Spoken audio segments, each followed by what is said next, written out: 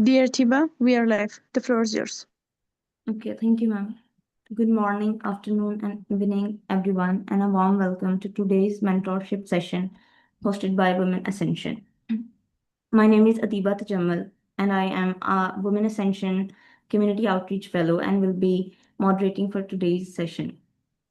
For those who are new here, Women Ascension is a global platform dedicated to empowering women through mentorship, leadership development, and community support. With a presence in over 90 countries and a multidisciplinary structure spanning 10 departments from STEM and climate action to peace building and media, it offers a space where women from all walks of life can lead, learn, and lift others. Our vision is.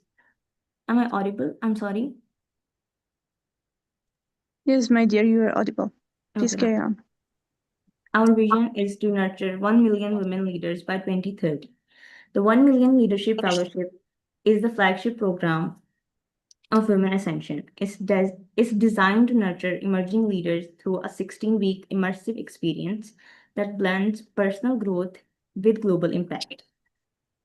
Today's session is a part of that mission, focusing on a very important subject stress and burnout for professionals. In today's demanding workplaces, it's essential to recognize the signs of burnout, adopt health coping strategies, and create supportive systems.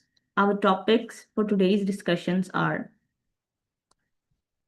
understanding the causes and early signs of stress and burnout in professional settings, exploring the impact of workplace culture, workload, and expectations on mental health, the role of self care, time management, and emotional resilience in preventing burnout, organizational strategies for creating supportive, healthy, and sustainable work environments, building awareness around destigmatizing mental health in professional spaces. It is my honor. It is my honor to introduce our mentor for today's session, Ms. Mehwish Ashad, who will be guiding us through this discussion. Ms. Mehwish is a consultant clinical psychologist, couples and relationship therapist, and a mental health advocate. She is a global UGrad Fulbright alumna and the CEO and founder of the social community. Let's understand the cycle. She actively delivers webinars as a part of her community outreach program to help educate people on different psychological and mental health issues.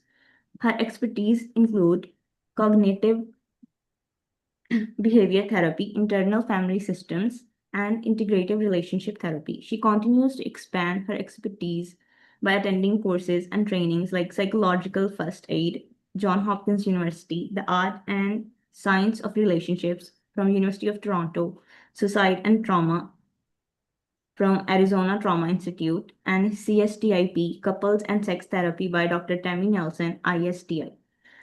Without further delay, let's begin our session. Ms. Mahvish, the floor is yours, and we are deeply grateful for your presence here today. Good evening, everyone, and thank you so much for a thorough welcome, Ativa. Thank you so much, everyone, for joining in today. You are welcome. Oh, lots of claps and thumbs up and hearts. A great start to the session, indeed. Okay, so the topic for today is stress and burnout for professionals. We are going to start our discussion by understanding what stress is, what is burnout, their different types, and then we'll move forward to the prevention and management of the burnout and stress. So, without further ado, let's move on to what is stress. Can we go to the first slide, please? Yeah, thank you. So, as you all know, that stress is our physical, emotional, and psychological response. This is a response of our body that comes in the result of the stressors. Now, what are the stressors? These are the challenges. These are the problems that come up and challenge the individual to see their ability to cope. So, stress is basically a natural response and it is designed to help us react to the threats or challenges like the fight or flight response that you might know about. So, the short term stress can be motivating, but the prolonged stress can harm health, performance, and well being.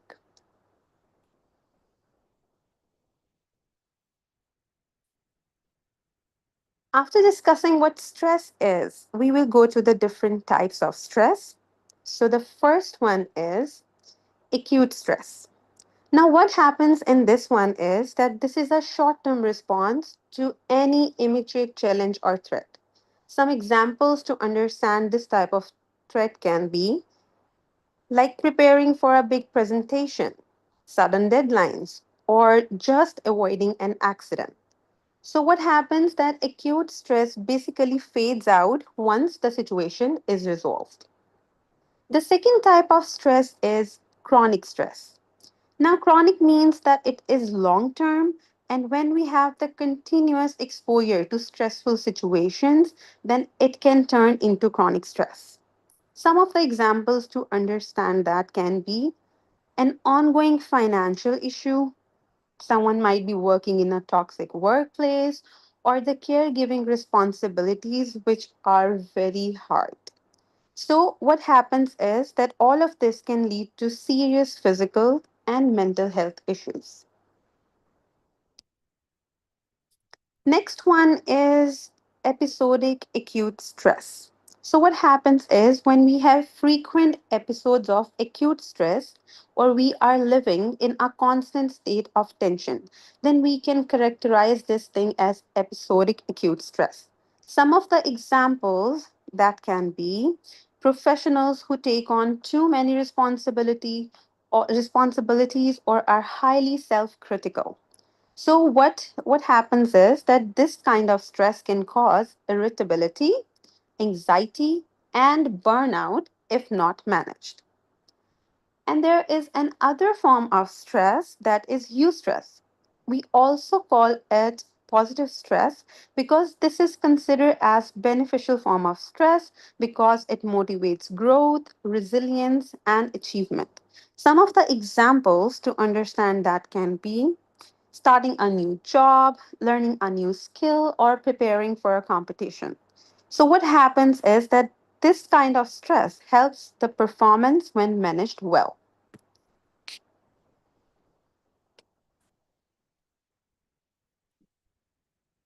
So, some of the signs of stress, as we said, that it's the emotional, physical, and psychological response of body.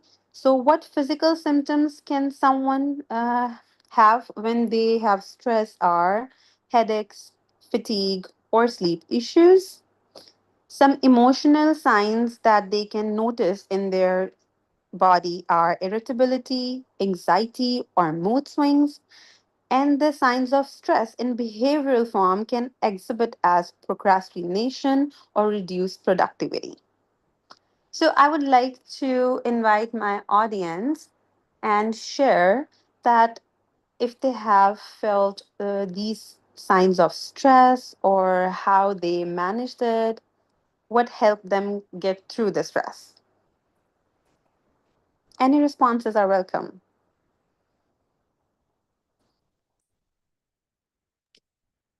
Um, I do sometimes, I think I do feel all these symptoms, especially when I am exhausted from work and from managing everything as I manage my home myself and then university. And sometimes I feel really irritated and I feel headaches.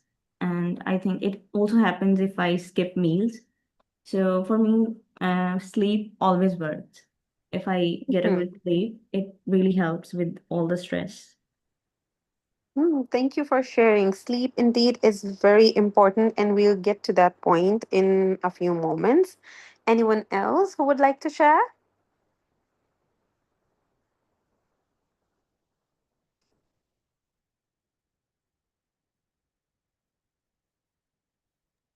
Ms. Satiba, can you please go to the comment box? There are some responses. Sure, ma'am.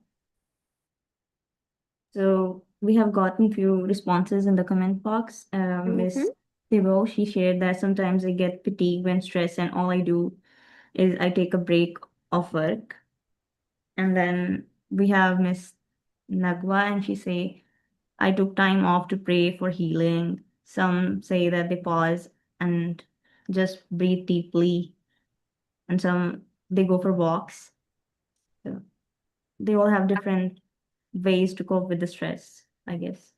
So, sleeping, going for a walk, or taking a break, these all are very good ways to deal with the stress. Yes. Some even go to gym.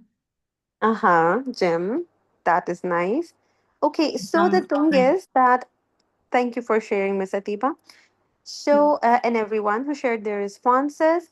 So, what we noticed is that stress builds up over time, and there are always signs that you would look for to manage stress before it leads to burnout.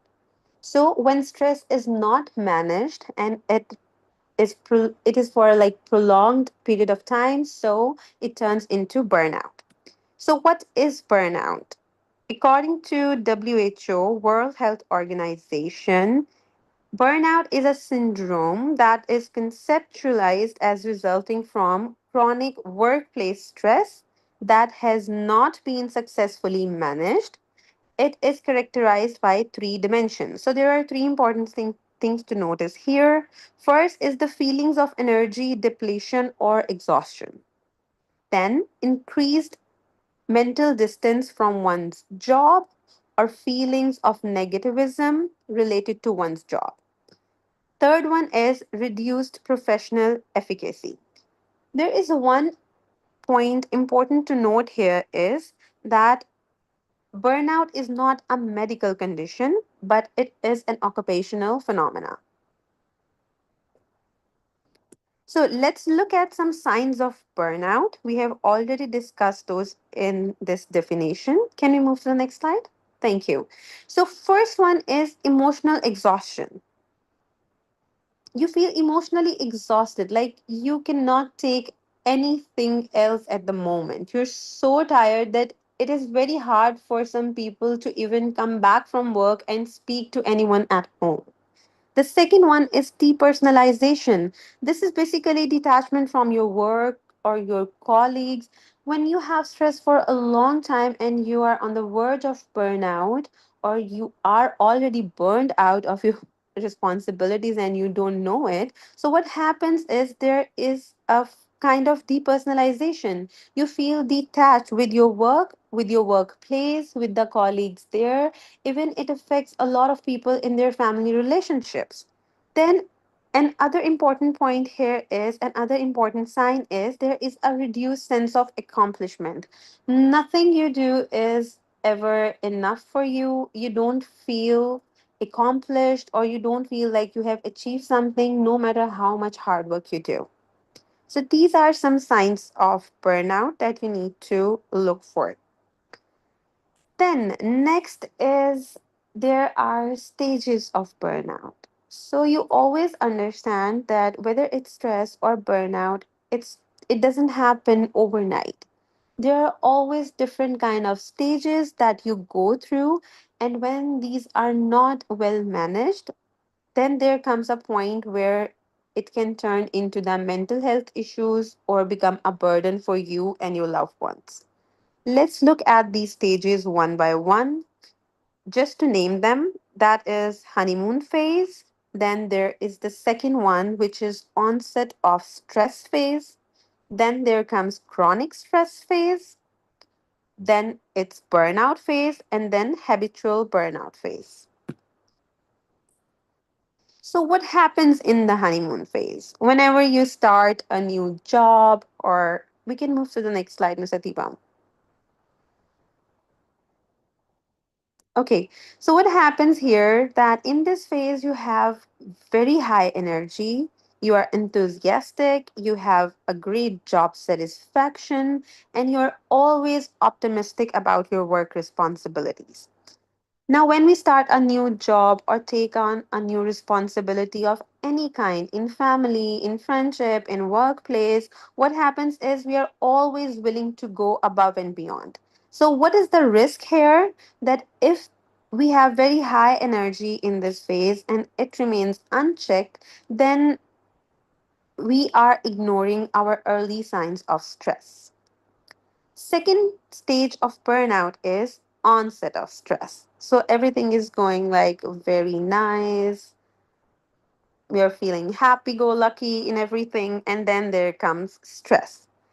What happens in this is we realize that our work demands are increasing, there's occasional stress, tiredness, or anxiety. How would it show? You will be less satisfied with everything and your focus will start to reduce.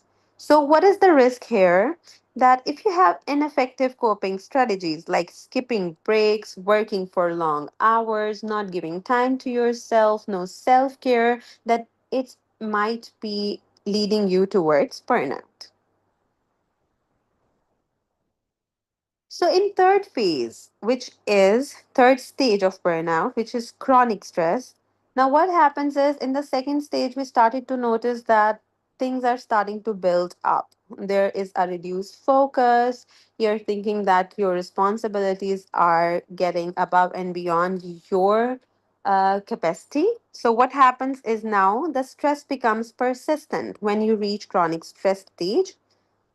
It's not temporary. You have increased irritability with things. You get frustrated or angry easily.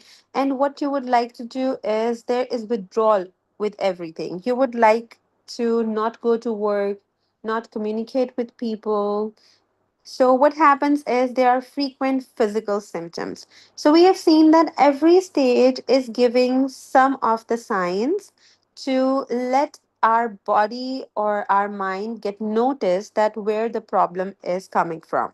So, what happens is that you get a lot of headaches, you have sleep issues, and you feel there's a lot of fatigue all the time. So, there will be definitely a decline with your productivity and your motivation. So, what happens when you actually feel burnt out? Now, burnout is the stage where you're emotionally and physically so exhausted. There is a strong sense of being overwhelmed. You feel helpless about things. You feel detached from your work, from your colleagues, and you feel unaccomplished or ineffective. So, what is the risk here? If the burnout is not managed, then it can lead you towards major mental health issues. Last stage of burnout becomes habitual burnout. So you know that you're burned out, but you are not managing it. So our bodies have a way to manage stress, like take on a lot of it. Even when unchecked, we just don't collapse all of a sudden. It gives us time, our mind gives us time to process this. And often we do not take care of ourselves enough and we don't take it as a blessing, but what we do is that we make burnout as a part of our daily life. So we are chronically stressed, emotionally, mentally, or physically fatigued. We are on the high risks of anxiety or depression or other health problems. And then there is a severe decline in professional and personal quality of life. Okay, so how is it going? Are you guys with me? Would you like to share something that where you felt any of these stages of burnout? Yes, ma'am, we are totally understanding what you're telling us. And Mm-hmm. yes, guys, I would appreciate the response. Do share in the chat, please. I think we all feel these kind of burnouts, not in. I am a student, so being a student, I do feel sometimes like I'm feeling I can't do it anymore. Or for me, I think people play an important role. People around me. For me, energy is very important around me. So if I'm, you can say, if I'm working with people who are not very professional, who are not very uh, committed, I feel like I cannot work and I feel burnout easily. But if this and the environment is great, it I am fine with the working. So this could And ma'am, this could be a factor like environment and people can they also be a part of burnout or like that? Yes, we'll definitely come to that because it's not the environment. Basically, we are taking so much responsibilities on ourselves that everything starts to seem like a problem. Okay, so we basically feel burnout if we take responsibility more than we We should. can bear. Yeah. Yeah. Okay. Yeah, Okay, we so have I'm two saying, more yeah, can you share the responses. responses, Atiba, please? Yes, ma'am. They say a hectic job and school and home life relations. And then there are others like coping with studies and other responsibilities and at home. It's always, Mm-hmm. I think it's more about balancing, like if you're working in a multidisciplinary sector, managing home, school, Yeah, job. a nice way to put it as like balancing. If we are Yeah. not balancing everything, that there are chances we are leading towards burnout. Okay, so thank you for sharing, everyone. Let's move on with the next part of our mentorship session. So, when we say there's a lot of stress and burnout, then why is it so important to talk about it? It is important to address for professionals specifically because we go to the professionals for our mental health and for our well being. If they are not taken care of themselves, then it might impact on the lives of other people who are coming to them for their well being. So, what happens if this burnout or stress is left unaddressed? Then the first impact on health is that chronic stress leads to physical problems. So, the stress doesn't it starts showing as the heart diseases, as hypertension, and we have the weakened immunity system. So, what happens is that if it is unaddressed, then there is an increased risk of anxiety, depression, and other mental health disorders.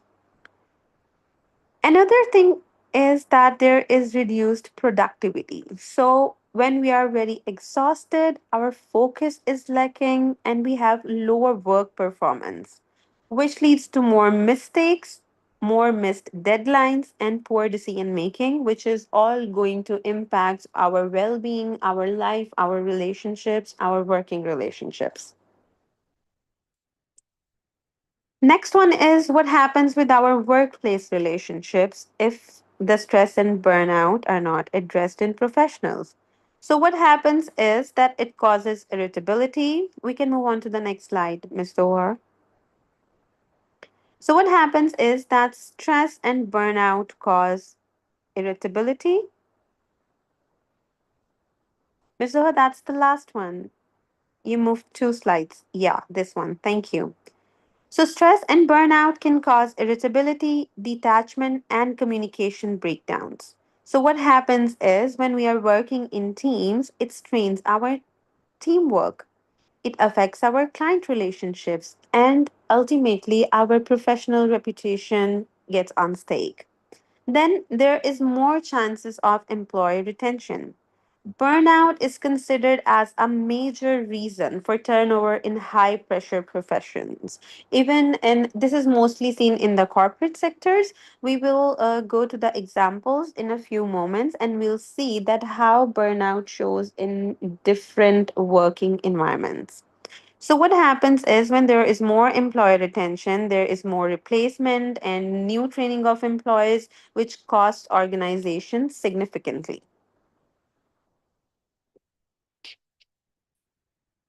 So, next one is work life balance. Prolonged stress can disrupt our personal relationships and our family life. So, what happens is that professionals can lose their sense of fulfillment outside of work. This can be one of the reasons that people might go towards being workaholic because they find accomplishment only with their work. So when their relationships start getting affected, they do not find any fulfillment, any sense of fulfillment outside of work. So, what happens that organizations are impacted? When there will be burnout, there will be high absenteeism. So, people would not be showing up to work fully functioning, and the morale will be lower. So, what happens in turn, it will affect the organizational culture and the overall success. What do we need to do about it is that for the professionals like healthcare, psychology, law, and education, burnout can actually compromise the ethical decision making and quality of service that is delivered to others. So, these are a few pointers which highlight the significance of discussing or managing the burnout impact on professionals. Okay, so now, so far we have discussed what stress is, what burnout is, different signs, and then what is the impact on professionals. Now we are going to discuss some strategies to manage stress and burnout. I don't know why this is showing like this. Okay, so the first one is you can see there is time management. The first strategy that we can use to manage our stress is manage our time. So, what happens in time management if you keep your work life and your personal life different, the timings different for everything, and you manage it and you balance it well, then the burnout and stress can be alleviated from your life. It is very important to balance everything, and a disciplined life is the best life. So, one thing to take notice of here is when you go to work, you forget that you have any issues at home. And when you come home, you forget that you have any issues related to work. When you go to work, deal with those issues at that time. And when you come home, be where you are. Basically, be mentally present where you physically are. The next one is setting boundaries. So there is no need to say yes to everything. You need to set your boundaries. You need to see where you have to say no.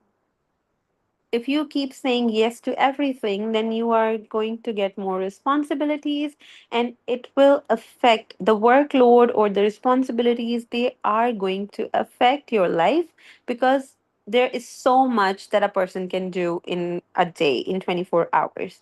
If you do not manage it, your time properly, if you do not set any boundaries, then you are bound to face the burnout. One of the things that we can do is we can use relaxation techniques. That can be deep breathing or mindfulness.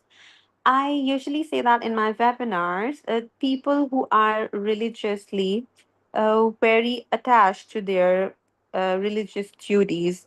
For example, as I say that praying in Islam, prayers 5 times a day, that can also be considered as meditation. So different people have different beliefs, and that can be used as the meditation for specifically deep breathing or mindfulness. It helps a lot when you keep your focus, when you bring back your focus to your breath. It helps in the stability, it helps in grounding oneself to where basically they are.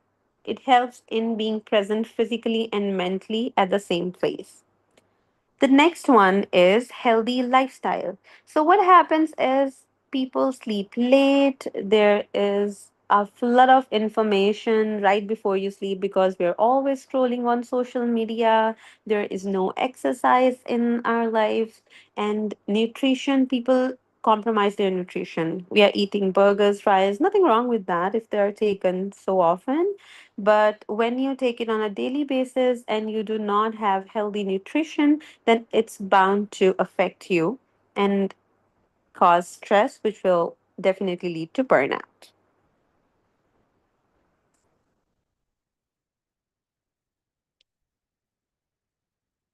Okay, so I see a comment here, excess of everything is bad. Yes, that is. So Those were some strategies to manage stress, and now we are going to discuss the strategies to prevent burnout. As we discussed earlier, that there are stages of burnout. So the first and foremost thing is to have the self-awareness and early recognition. You need to notice the early warning signs. For example, fatigue, irritability, and loss of interest.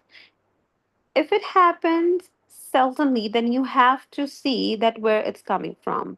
If you're fatigued in like 16 hours out of 24 hours a day, then it is something that demands your attention, that is in need of your attention. Then you have to regularly check in with your emotional and physical state. Here, meditation, journaling, or things like that can help us when we sit by ourselves and look how our day was gone, how we spent our day. Then, having a reflection on how we spent our time can help us being grounded emotionally and physically. Next one is setting healthy boundaries. So, as I said earlier, there is no need to say yes to everything. We have to prioritize what is important, and we need to learn to say no when the workload is overwhelming. So, avoid overcommitting to the task and understand what your basic capacity is. Third one is prioritize work life balance. So, what happens is if you don't schedule personal time for rest, hobbies, or family, then it is going to make you worn out. We have to separate our professional and personal lives as much as possible. Next one is time and workload management. So, what happens is we need to break our tasks in smaller and manageable steps. For example, what happens is if someone thinks that they are going to be a doctor, it's not going to happen in a day, right? And we know that this is for students basically. We know that our medical studies are very tough and we are bound to go through the 5 years of education, one of the training in that. If someone says that they can take all the workload in a day or in a year, then it's not possible, right? So, what is done is that 5 years of education is broken down into semesters or yearly education so it is manageable and understandable. That is what we need to do with our professional responsibilities and workload as well. We need to break our tasks into smaller and manageable steps that are achievable. So use delegation where possible. So if you're working in the teams, it is very important to delegate work to other team members and work as a team. What it will do is it will help to take load off you and give you a more sense of achievement when more work is done with the help of others. Next one is that we focus on the priorities instead of multitasking. Again, the rule is to take on the workload that you are able to manage and not to indulge in everything that comes your way. Next one that is very, very important is to build a support system. So, what happens is that when we seek mentorship, peer support, or team collaboration, we delegate work to the other team members. So, we start working as a community. It takes workload off you and it helps in getting more perspective from different people. You can share your concern instead of isolating yourself. And then, when you think that where necessary, you can use professional counseling and coaching where it is needed. I cannot stress the next point enough, which is practicing self care. If you do this one thing, that then it is most likely that you are not going to go towards burnout, because we cannot say that we won't feel stress because there are a lot of stressors in our daily life, there are a lot of challenges. And what happens is when we practice self care, our anxieties, our stress is being managed day by day. So it doesn't build up and it doesn't lead us towards burnout.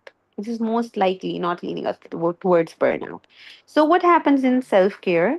It is basically that you do regular exercises, you balance your diet, and there is adequate sleep. So, sleep is the most important thing, if I say, in these three, because if you are getting proper sleep, your body is healing naturally. When you pair it with a balanced diet or a regular exercise, then it can do wonders for you. Then people who cannot regularly exercise, what they can do is they can use the quick relaxation techniques like mindfulness, meditation, or deep breathing. If you are not able to do that because meditation and deep breathing don't suit everyone, then you can choose any sports of your liking and you can practice that as your physical activity. If you are not someone who likes to indulge in sports, so what you can do is you can go to gym or you can do light exercises, dancing, yoga, it can be anything. Just make something a part of your self-care. Next one, which is very important after self care, is taking regular breaks and vacations. So, if you take short breaks during the workday, it helps you get recharged.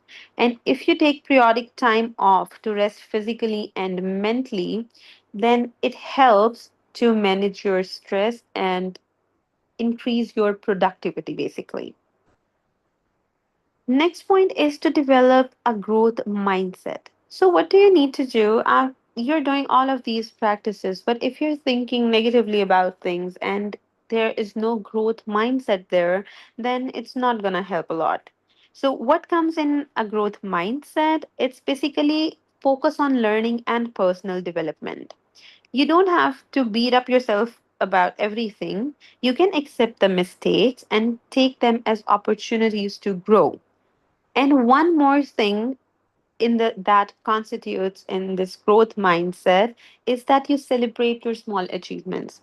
So what happens is we wait to get bigger achievements to consider them as being celebratory, but if we celebrate our small achievements, that it increases our motivation. It decreases our stress. Next one is that we create a positive work environment, and it is very important. I've seen a work environment in many corporate sectors where people do not encourage open communication. What happens is there's a leader and their teammates, and nobody knows what the other person is thinking. They are just following the orders given by the leaders. And what happens in this, that when you don't foster teamwork and appreciation, then there is no motivation from the teammates, there is less productivity, you don't want to go to work, and what happens is that increases your stress levels. And if that is unmanaged, then it is likely to take you towards burnout. So, what it is important to foster a positive work environment and advocate for reasonable workload and fair policies. If your work timing is from 9 to 5, then please keep it from 9 to 5. It's not like at 4:15 or 4:30 your boss is coming to give you more work for the day and you're just accepting it. It is important to set boundaries. It is important to say no and very respectfully communicate that how a positive work environment should be. Okay, at this point, we are going to take a pause before we look at the examples. Can you go to the backside? Yeah, thank you.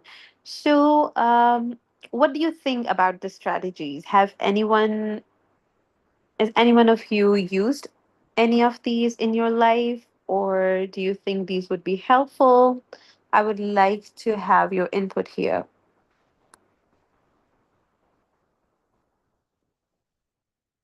Please drop the input in the chat box, everyone.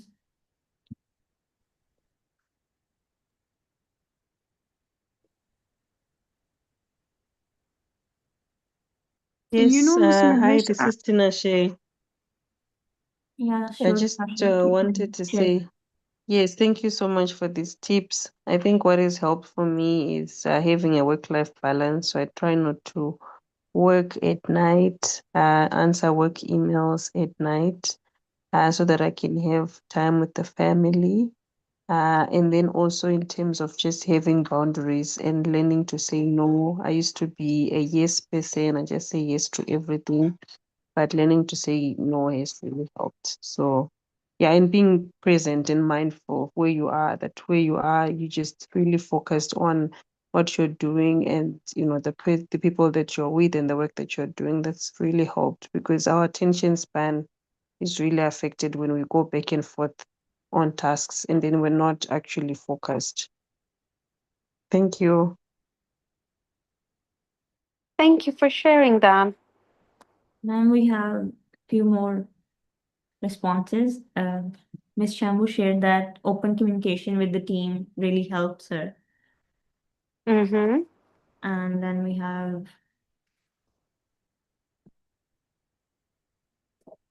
open communication, some take breaks, and then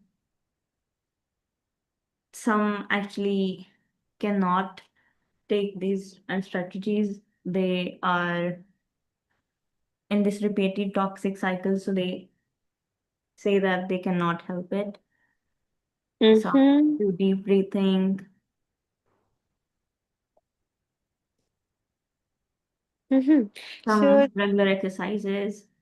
thank you for sharing all of this. If these tips are not workable for someone, so I would like you to think about the specific question that we can address at the end of the mentorship session. Okay, Sure, ma'am. so thank you for sharing the responses. I would like to share some examples with you where we can see that in different sectors, professional sectors, how burnout shows up. Okay, so the first example that we have is of the healthcare professional. So Dr. A is a young doctor and they started working in a busy hospital during that pandemic. At early stages, she was excited and motivated, but working 12 to 14 hours of shift. So when she keeps working the 12 to 14-hour shifts, the progression started to the chronic exhaustion, irritability with patients, and there's difficulty in sleeping. What happened is it was left unchecked, and then she faced burnout. So, what was in the burnout? What were the signs? Emotional numbness and considering leaving the profession basically. So, what happens is when we start something very passionate then there comes a time that we get so overwhelmed with the responsibilities of the profession that we think of leaving it all. So, what would happen in this recovery program is that she would be offered support from colleagues. If it's not enough, or if she's not comfortable in opening up to the colleagues, then she can go to therapy and reduced hours of work. So, what happens is after doing all of this, she regained the balance and commitment to her career. This was the example that how burnout can show up in the healthcare profession. Another example that we can see is of a corporate manager.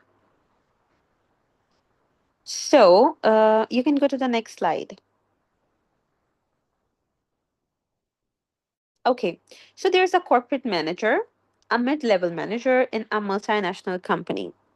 In early stages, what happened is there were constant deadlines and pressure to meet targets. Miss Soha, we haven't moved to the next slide. Can you please move to the next slide? Thank you. So, Mr. B is a mid level manager in a multinational company. In early stages, there were constant deadlines and pressure to meet targets.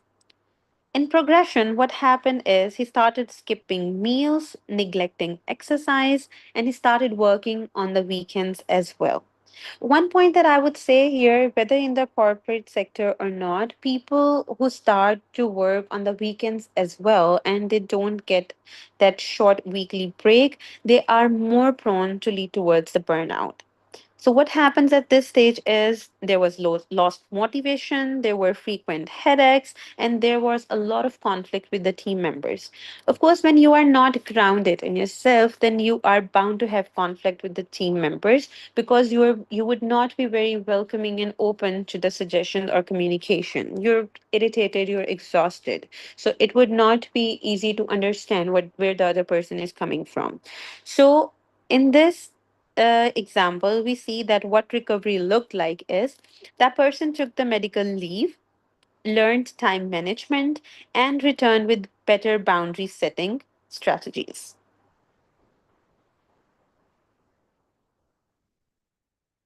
Third example is of a teacher. So Miss C is a high school teacher, and in the high school we have a lot of teenagers and a lot to deal with other than educating them. So, in early stage, he was very passionate about teaching, but overwhelmed by the large class sizes and administrative work. So, a moment to appreciate what our teachers do for us. They are taking the responsibilities for educating a large size of class and then doing the administrative work as a part of their job as well. So, in progression, there was increased fatigue, there was reduced creativity in lessons, and irritability at home. So, this also happened when you don't have a work life balance and you are taking on the responsibilities more than you can bear. Then, even if you're not able to show this irritability in your job environment, it is bound to happen at home. So, what happens is one way or the other, your relationship is affected. So, in burnout, she felt detached from the students and she started questioning her career choice. So, we saw in the first example, the second one, and the third one is that every person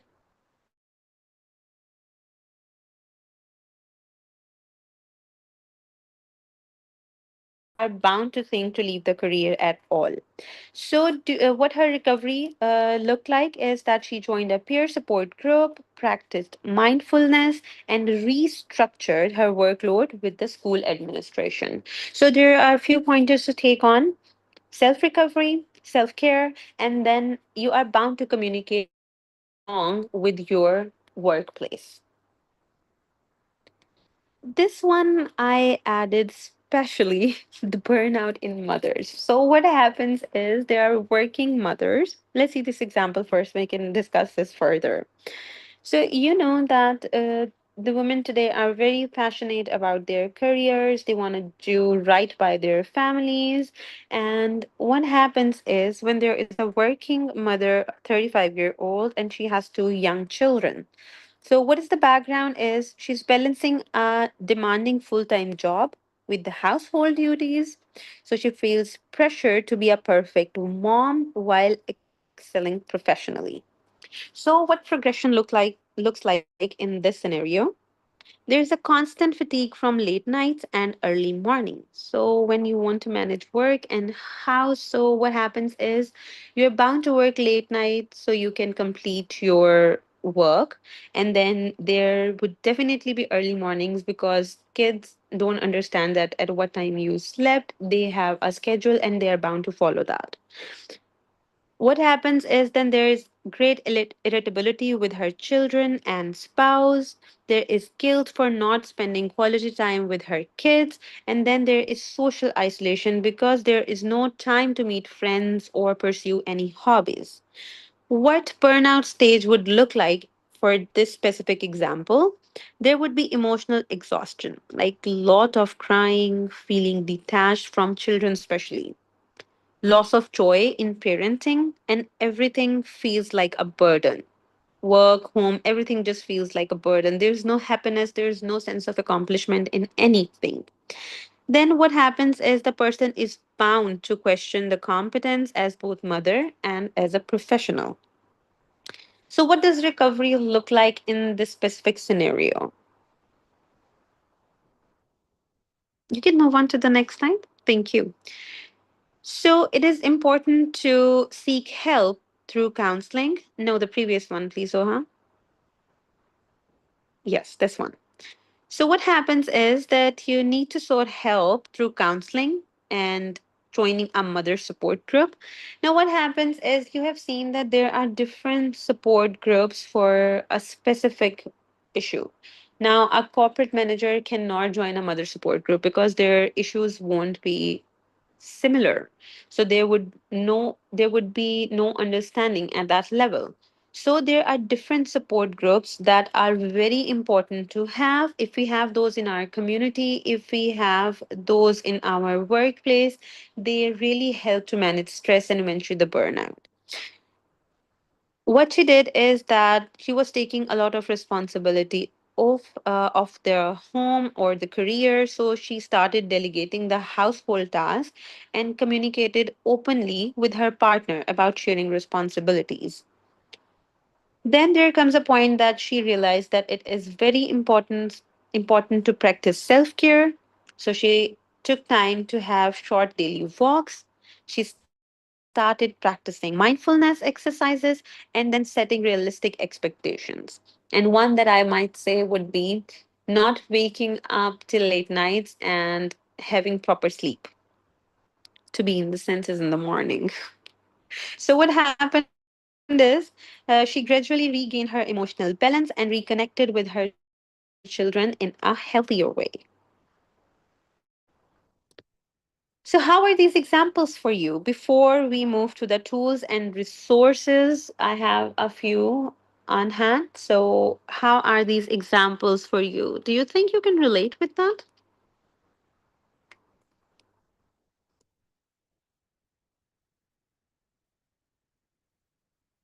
I'm seeing a lot of comments here saying that very essential example of the mom. Thank you. So, I Yes, have a question ma'am. here. We'll take questions in a moment. Yes, ma'am. We'll take questions at the end.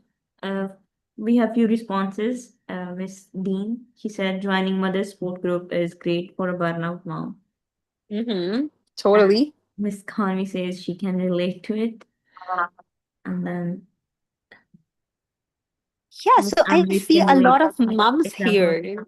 Yes, ma'am. I can take. Yeah, a great shout out to all of you. You're doing a great job, and thank you for being here. Being mom is a job enough. So taking on the roles to be responsible in their careers or with the communities and playing your part, supporting roles, that means a lot.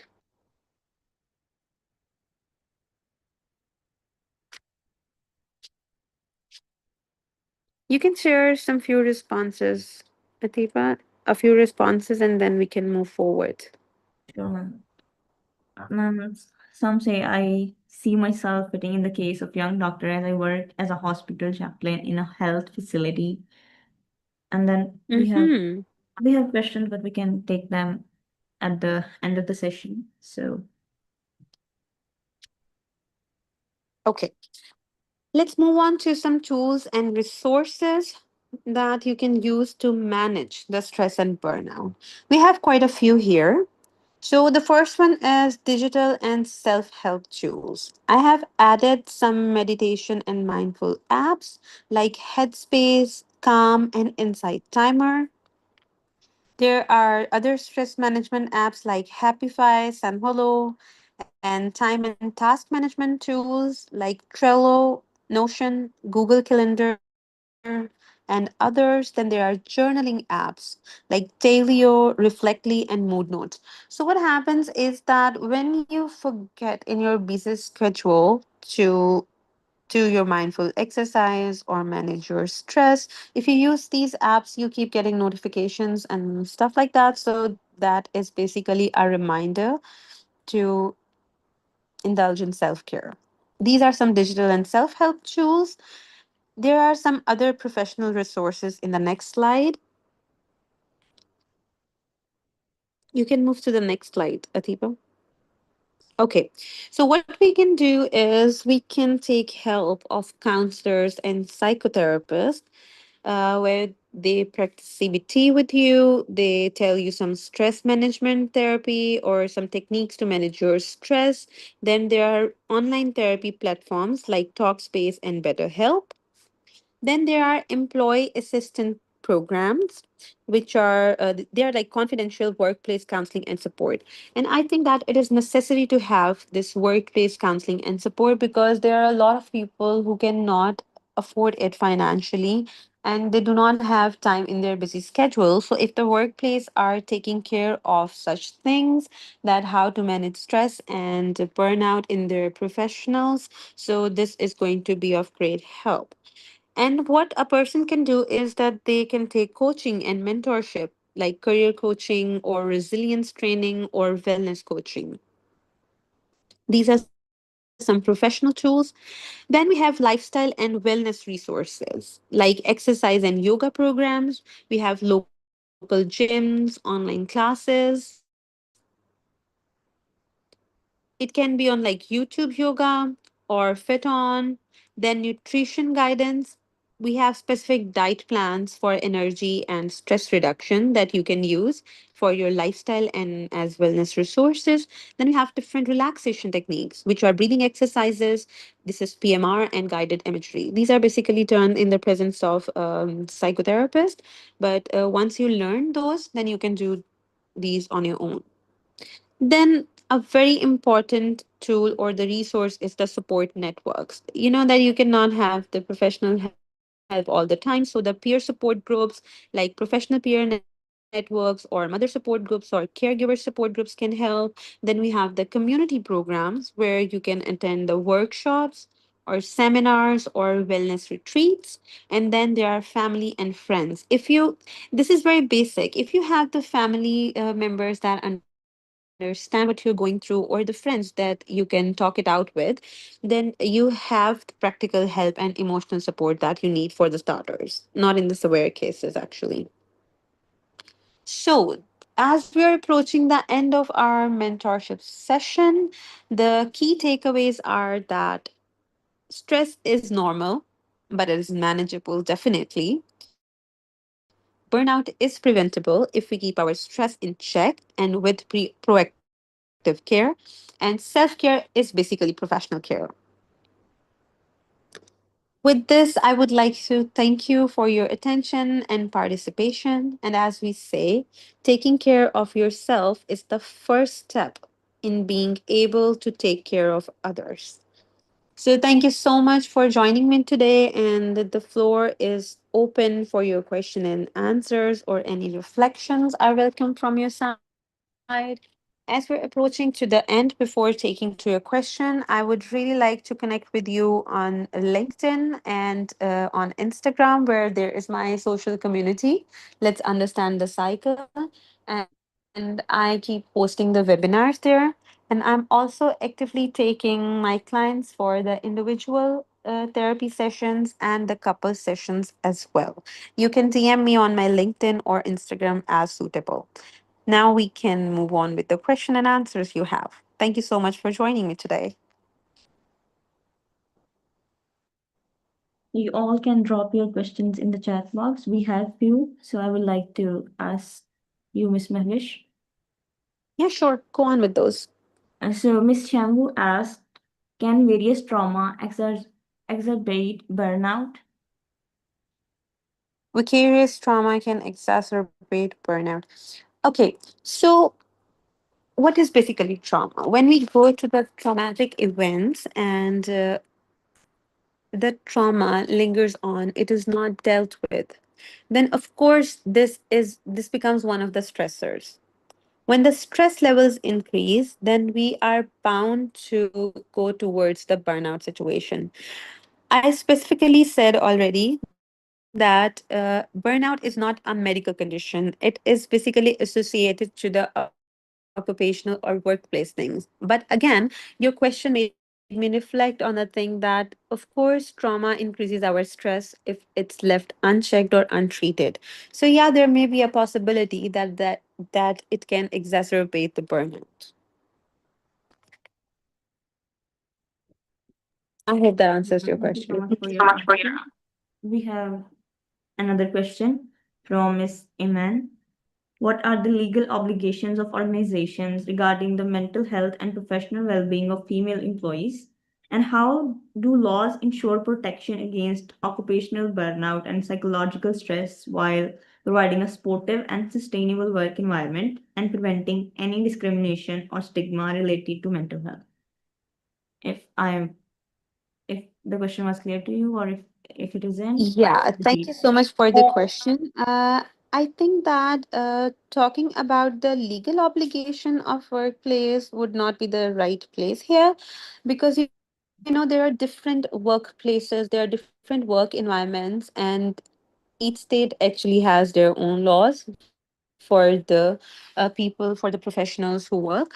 So I cannot comment on that, but generally it is advisable to have confidential counseling and support for the professionals at the workplace environment, because as I said earlier in our professional resources and tools, that if we have the confidential counseling space in our organization, what that would do is that for the people who cannot have the facility to have mental health facilities, and they do not have the financial resources for that, they can use the organization resources. And what it would do is it would help the individual, and then it would eventually help the organization, because there would be more motivation, there would be more results for the organizational work, and it can help them in the longer run. For the legal obligations of the organization, I cannot comment on that.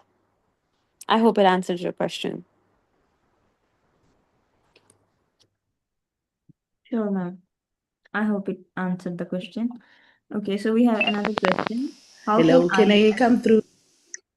um, Hello. kindly give me a moment. I actually have a question on board, and then the floor is yours, Victoria. Okay, so someone asked, how can I, as a married woman with two kids, manage work-life balance to reduce stress and prevent burnout effectively? Okay, so as we discussed in our example of the where there was a mother who was feeling burnout. So she had two children and she was middle aged, like 35 years. So, in any circumstances where you are trying to balance the responsibilities wholly by yourself, it is not going to be possible. What you can do for now is you can hire a house help for the starters to manage with some chores with the household or with the kids. Second one is that you can discuss things with your partner, that you also have a work life and a family life, and to balance that, you need his support. So, see where you both can share the responsibilities. Then, when you would be able to do these two, I think this would give you enough time to manage your work life and family life and have some time out for yourself. Once you start taking care of yourself with that time, then it will be very easy to manage the workload, but you have to delegate the work to the house help or get the help of your husband in that. I hope it answers your question. Thank you, ma'am. Miss Nimati, the floor is yours. You can ask a question. You have raised the hand.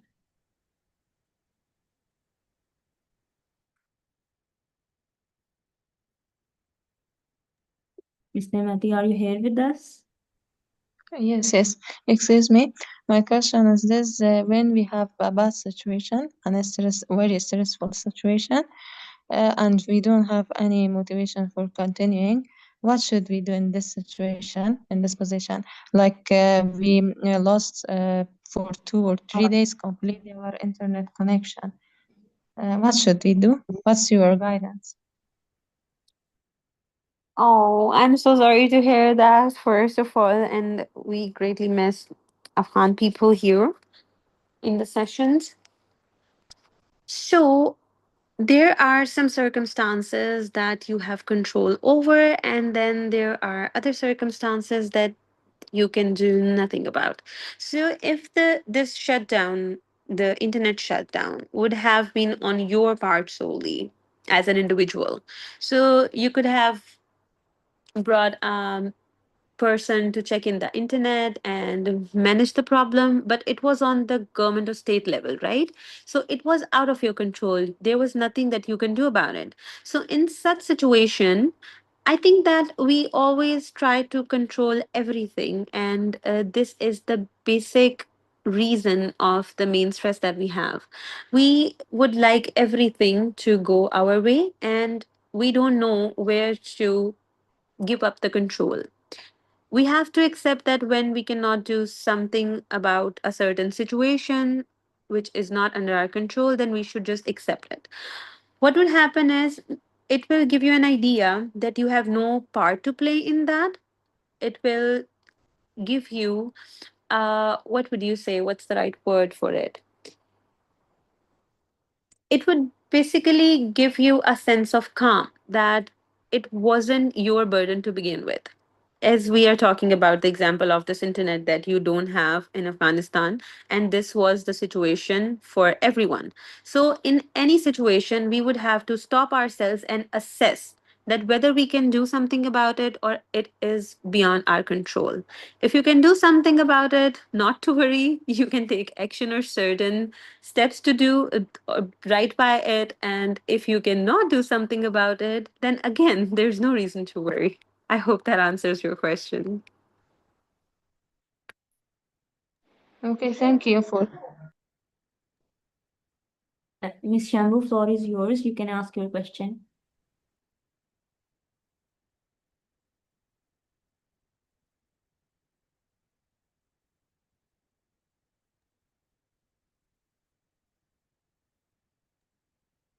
Miss Shambu, are you here with us? You can ask your question, or should I move forward with another question?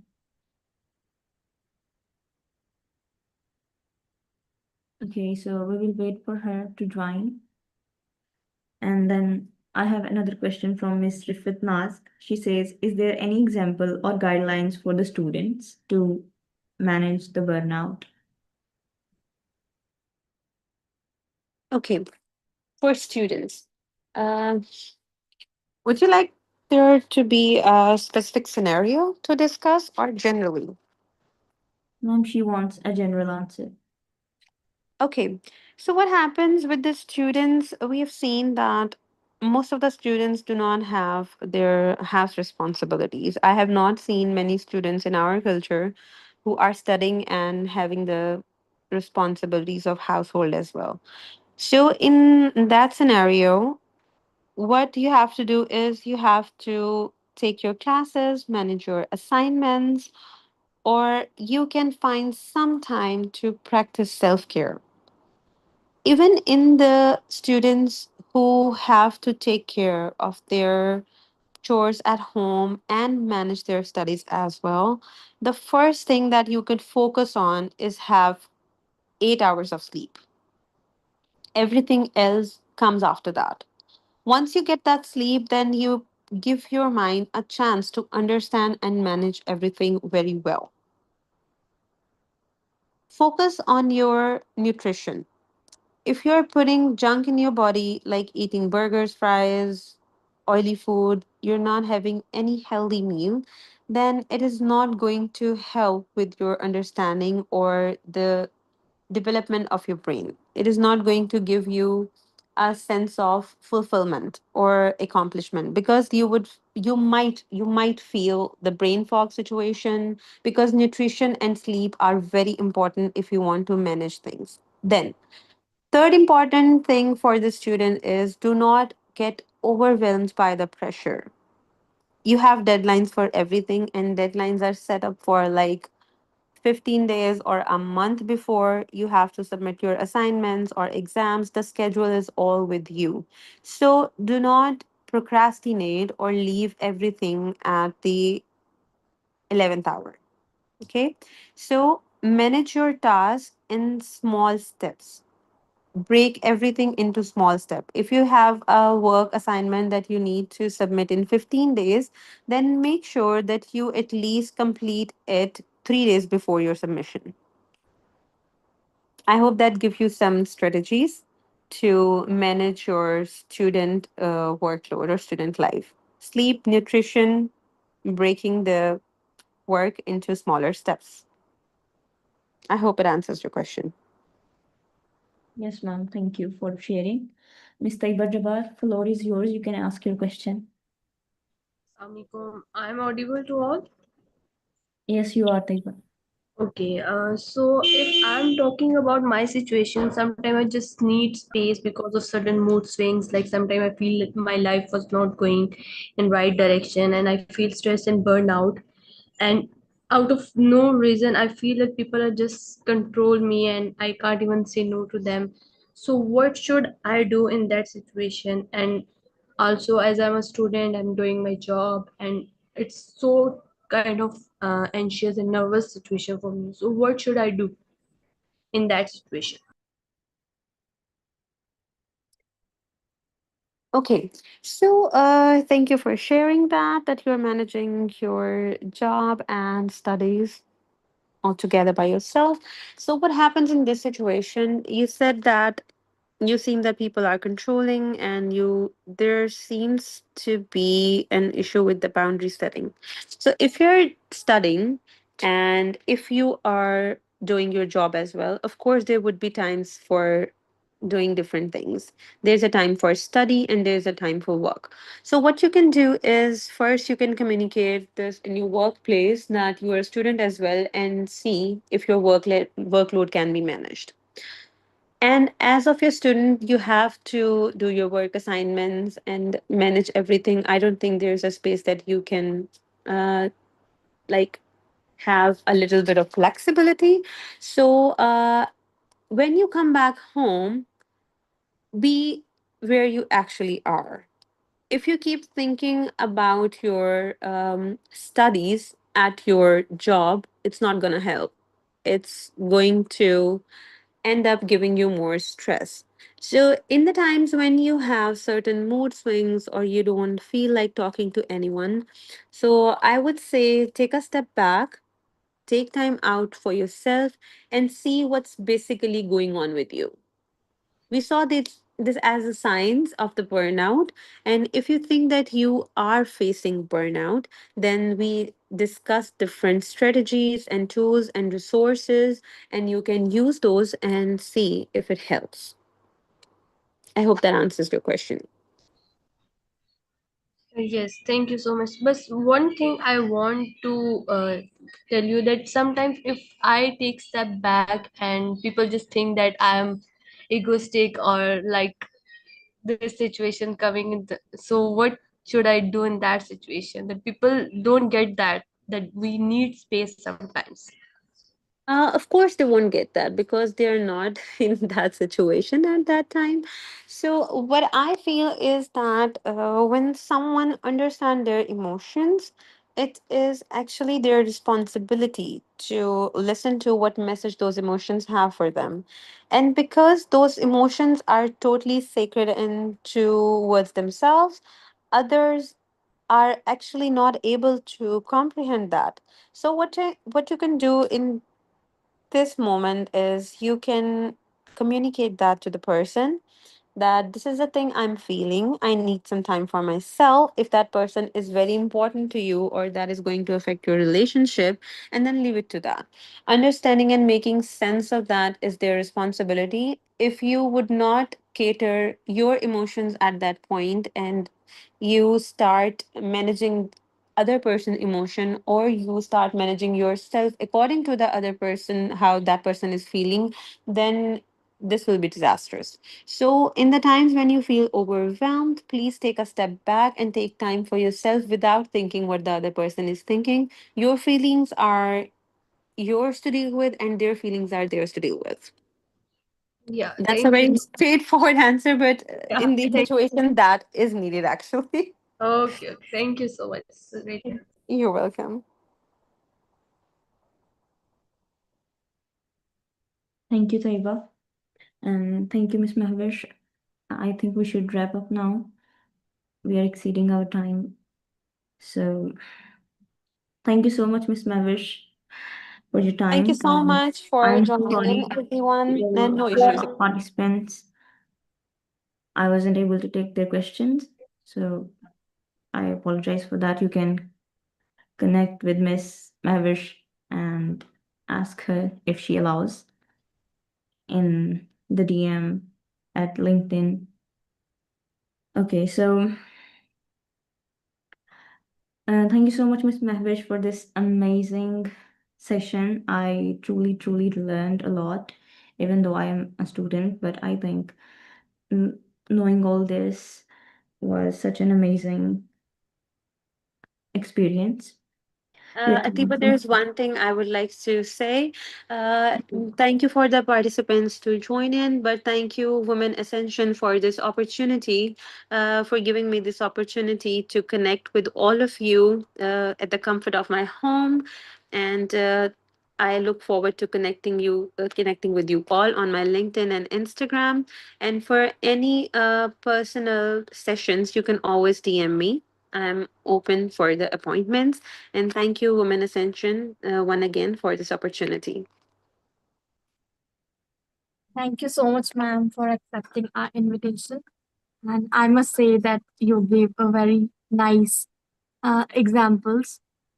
So, on behalf of Women Ascension, I would really appreciate your efforts and time you have contributed to this essential, unrecognized topic that usually, because of the outside world and because of the business, we are not able to identify it, and which is affecting all areas of life, even the relationships, which are very essential. So, thank you, ma'am, so much on behalf of Women Session, and we would surely uh, would like to listen to you in our future session as well. Thank you so much. Have a great night. Thank you, ma'am. Thank you, Thank you so much. moderator, for Thank coordinating the event so well, and also for the participants for being interactive. And we are really sorry, due to short of time, we were not able to address your questions.